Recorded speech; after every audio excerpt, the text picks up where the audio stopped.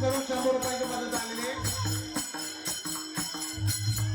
या ठिकाणी वेदांत विलास जाधव, गौरवी विलास जाधव यांकडून या ठिकाणी 200 रुपयाची मदत या विद्यार्थ्यांच्या पालन पालनासाठी करण्यात आलेली आहे. मनश्री धन्यवाद धन्यवाद धन्यवाद. कोणता महिला वर्गाचा